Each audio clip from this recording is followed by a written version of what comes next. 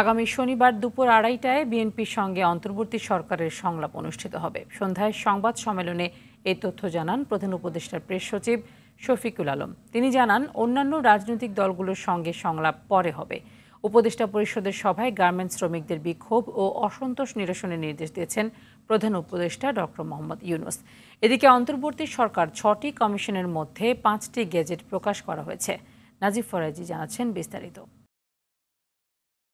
রাজনৈতিক দলগুলোর সঙ্গে ২ দফায় আলোচনার পর শনিবার আবারও সংলাপে বসতে যাচ্ছে প্রধান উপদেষ্টা ডক্টর মোহাম্মদ ইউনূসের নেতৃত্বে অন্তর্বর্তীকালীন সরকার। সেখানে সংস্কার নিয়ে রাজনৈতিক দলগুলোর সঙ্গে কথা বলবেন উপদেষ্টারা। উপদেষ্টা পরিষদের সভায় সিদ্ধান্ত হয় প্রথম দিনে বিএনপির সঙ্গে সংলাপ করবেন তারা। পলিটিক্যাল পার্টিগুলোর সাথে আলাপটা শুরু হচ্ছে শনিবার ২:৩০টার সময়। প্রথম দিন বিএনপি থাকবে।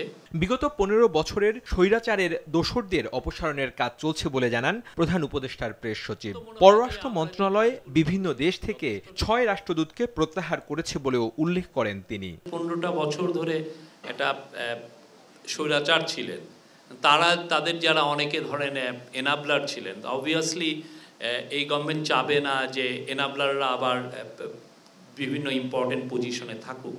হ্যাঁ, তো সেই জন্য এই কাজগুলোকে এইটাকে সামনে রেখে আমরা বেছে বেছে দেখছি যে কাকে কোথায়। তার মধ্যেও দু একটা যে আমাদের মিস্টেক হয় না তা তো না।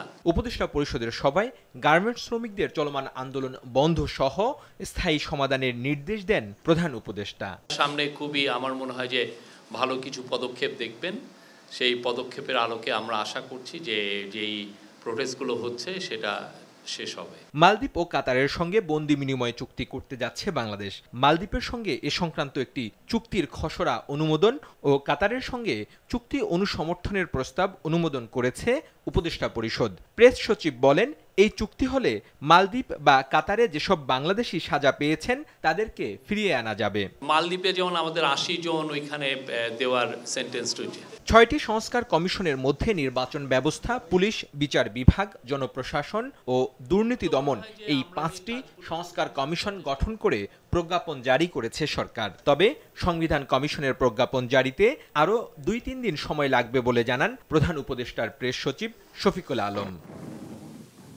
নাজিব ফরাজি, RTV, ঢাকা।